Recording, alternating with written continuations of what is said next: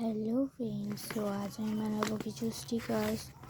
তো দেখো, এই যে এইগুলো আমি প্রিন্ট আউট আগে থেকেই করে নিয়েছি। তোমরা চাইলে বাড়িতেও বানাতে পারো, বাট আমার কাছে অনেক প্রিন্ট আউট পড়েছিল, সো আমি ভাবলাম এই প্রিন্ট আউটগুলোকে একটু স্টিকারের লুক দেওয়া যাক। তো চলো স্টার্ট করা যাক। সো আমি এইটা চুজ করলাম। সো এর মধ্যে আমি এইটাকে ফার্স্ট করি।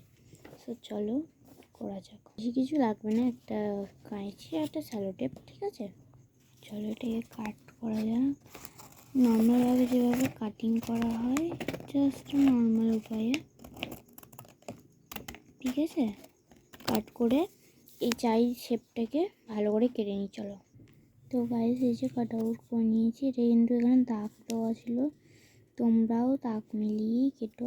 সো চলো এবার দেখানো যাক বাকিটা। তো এই যে একটা স্যালো টেপের টুকরো আমি কেটে নিলাম, ঠিক আছে?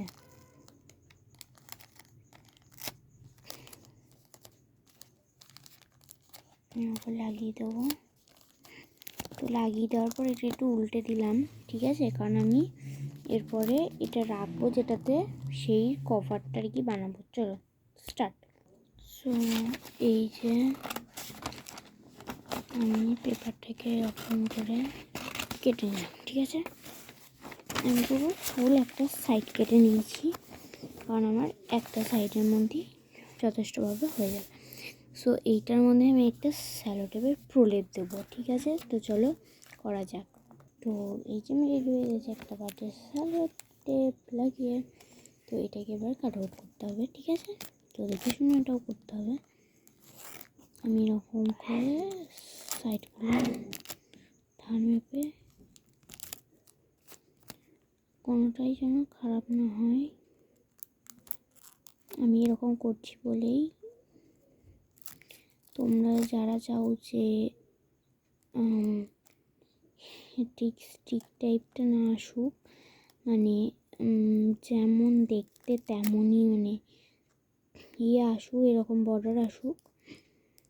তো বর্ডার করতে গেলে তোমরা তোমাদের মতন করো, কারণ আমি এখানে তেমন একটা ভালো করে বর্ডারগুলো বোঝাতে দিইনি, কারণ আমি বর্ডারটা খুবই কম করেই দিই। তো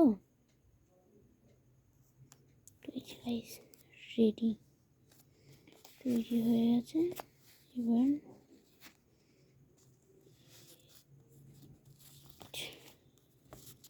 এটা বসিয়ে দিলাম, ঠিক আছে? এবার এটা তোমাদের ইচ্ছা আছে তোমরা কেমন করে সেটা বসাবে বা কতটা কী করে বসাবে। আমার এখানে পেপারে আসেনি, সো আমি একটু পেপারটা কেটে দিলাম। এই যে আমার একটা স্টিকার তৈরি। তো চলো এইভাবেই আরও অনেক কটা স্টিকার